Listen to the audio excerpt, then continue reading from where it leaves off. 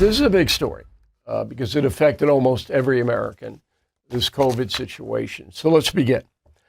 All right, so today Fauci was called before the Senate Homeland Security and Governmental Affairs Committee, chaired by Senator Rand Paul, who thinks Fauci is a criminal. So that's what he thinks, Mr. Paul. The focus is that Fauci is a swamp creature. All right. He's been in federal government for 35 years, something like that. And somehow he was elevated to the top spot in the COVID situation. Okay.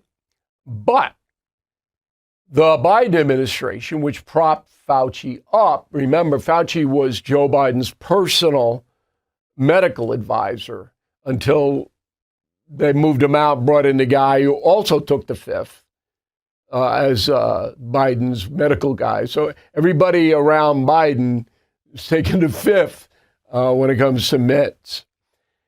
So the main controversy is that the United States government gave around $600,000 through the National Institutes of Health to the Wuhan lab where COVID was constructed. 600,000 at least. Could have been a lot more. So we donated this money, we the taxpayer, to look at COVID. And somehow the COVID virus escaped from the lab in a weaponized form. Okay? Chinese shut down any investigation. We'll never know exactly what happened. But Fauci was denying all of this. At first, he even denied that the Wuhan lab got any money, but that was easily put aside. And then Fauci goes, well, it was animals that did it, and then blah, blah, blah, blah. It wasn't a lab situation. It was. Those are two big whoppers. But remember, President Biden pardoned Anthony Fauci before Biden left office. I don't believe he signed the pardon. I think he used an auto pen. I think his crew, Biden's crew, did it. But that's based on speculation. So Fauci knows that whatever he did, whatever misleading stuff he did, he flip-flopped on masks, he wanted all the kids out of school, whatever it may be, okay? It's on him because he was the top COVID advisor. But he can't be prosecuted, okay? So this is what happened this morning. Go. Can you explain to the committee why you chose to fund this dangerous research in China? On the advice of counsel, I respectfully decline to answer based upon my rights under the Fifth Amendment of the Constitution. I respectfully decline to answer based upon my rights under the Fifth Amendment to the Constitution. Let's try something. What day of the week is it today?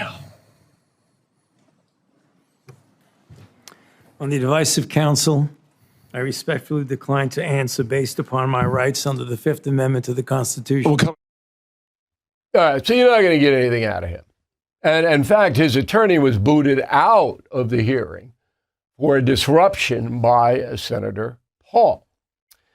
36 years, Fauci's been in government. He understands through his counsel that if he did start to answer questions, he's toast. The evidence is overwhelming against the man. Overwhelming. Okay? So you're not going to say a word. You're never going to get anything out of him. So he flip-flops on wearing masks. He recommends social distancing, and all of that stuff was bull. While European children were going to school, American kids weren't, and nothing happened to the European kids because COVID didn't spread widely among children. Now, he's a villain, he's a weasel, and I don't take any pleasure in saying any of that, but it's true. He's a swamp creature, and they got him. But not before Anthony Fauci was embraced by the liberal movement in the United States. Why? I was skeptical of everything. Conservative, liberal, I don't want this politicized. I want it to go away. Okay? Why did the left love Fauci? Very interesting question. Roll the tape. I think some of the things that we forget about Dr. Fauci is not only that he was so present during, of course, the global pandemic, and I had trust in him. Mm-hmm. He helped solve our AIDS epidemic. Yes, he was so did there Dr. on the Birx. front lines when, you know, when we needed him most. I'm an optimist, and I think that the scientific and public health endeavors in this country have fueled us for so long, and obviously thanks to people like Dr. Fauci, got us through some really tough years, not just COVID, but going back to HIV/AIDS and other things. All right, so he has a base of operations that continue to this day. And so once Paul dropped the subpoena that Fauci would have to appear, Fox News mentioned it 343 times. Might be a little overcooked, but CNN and MS Now mentioned Fauci being forced to appear 11 times. There you go. Hello. Okay. The worst of the worst is CNN's Abby Phillip. Go. I think one situation that, frankly, where we saw the government was certainly obfuscating, didn't have any transparency, was Anthony Fauci, who we're getting his diaries today, where he was purposely obfuscating about Anthony Fauci. That's actually something where we know he was purposely obfuscating. We're sitting here talking about Americans who were killed in theater, okay, as a result of a war. We are not going to pivot to Anthony Fauci's diaries. Why not? I mean, the point of the matter is that transparency is lacking, so Abby Phillip believes, on the Iranian casualties. So what Lydia Moynihan said was, well, it happens all the time. Even something like COVID, there was no transparency. Look at Anthony Fauci. And then Philip goes, oh, we're not going to talk about that. Why? Why aren't you going to talk about it?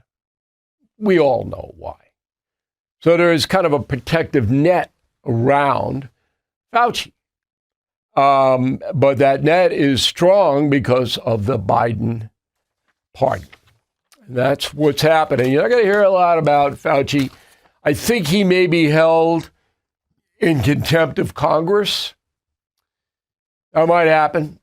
But with the pardon, going to be tough to get through that.